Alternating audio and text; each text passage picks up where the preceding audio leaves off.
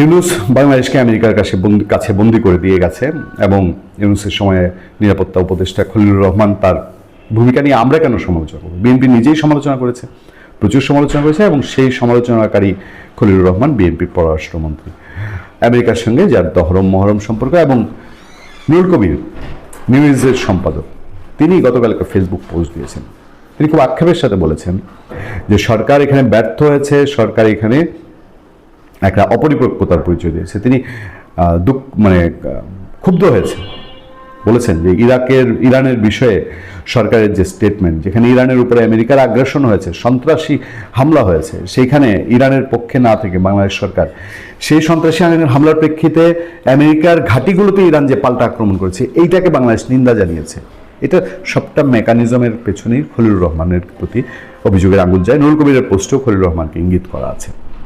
তো সেই খলিলুর রহমানরা আমেরিকার সাথে বাংলাদেশকে একরকম বেঁধে দিয়েছেন, এবং নন ডিসক্লোজাল এগ্রিমেন্ট, এনডিএ চুক্তি, যেটাকে নিয়ে আমরা বারবার প্রশ্ন তুলেছি, আমরা বলেছি এটা আমরা জানতে চাই এবং জবাবদিহিতা আনতে চাই যে বাংলাদেশে একটা অনির্বাচিত সরকার কিভাবে আমেরিকার সাথে এই নন ডিসক্লোজাল এগ্রিমেন্ট করে। খলিলুর রহমান, শেখ খলিলুর রহমান বাংলাদেশের পররাষ্ট্রমন্ত্রী, আমরা এখনো কিন্তু জানি না, জনগণ জানে না, পার্লামেন্টেও এখন পর্যন্ত এটা রহস্যাবৃত। আমি জানি না যে বিএনপি সরকার পার্লামেন্টে এই আমেরিকার সাথে যে চুক্তি, গোপন চুক্তি, সেটা উত্থাপন করবে কিনা, নাকি গোপনকে গোপনীয় রাখতে সে বাধ্য।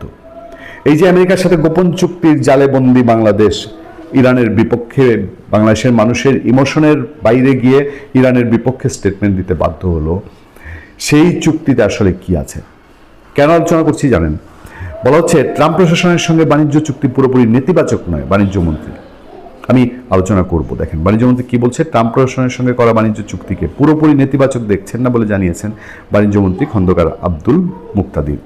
বুধবার সচিবালয়ে যুক্তরাষ্ট্রের দক্ষিণ ও মধ্য এশিয়া বিষয়ক সহকারী পররাষ্ট্রমন্ত্রী পল কাপুরের সঙ্গে বৈঠক শেষে সাংবাদিকদের সঙ্গে আলাপে তিনি কথা বলেন। বাণিজ্যমন্ত্রী বলেন, চুক্তির অনেকগুলো ধারা রয়েছে যা ভবিষ্যতে দুই দেশের মধ্যে বাণিজ্য বাড়াতে ভূমিকা রাখতে পারে।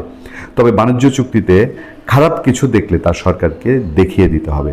চুক্তির কোনো ধারা খারাপ মনে হলে তা নিয়ে দর কষাকষির সুযোগ রয়েছে। খুবই ভালো সংবাদ, সুসংবাদ। কিন্তু তিনি যে বলছেন যে বাণিজ্য চুক্তির অনেকগুলো ধারা রয়েছে যা ভবিষ্যতে দুই দেশের মধ্যে বাণিজ্য বাড়াতে ভূমিকা রাখতে পারে, তাহলে ভালো অংশটা বলে থাকলে সেটা প্রকাশ করুন জনগণের সামনে। তবে বাণিজ্য চুক্তিতে খারাপ কিছু দেখলে তা সরকারকে দেখিয়ে দিতে হবে। সরকারকে জনগণ ম্যান্ডেট দিয়ে পাঠিয়েছে।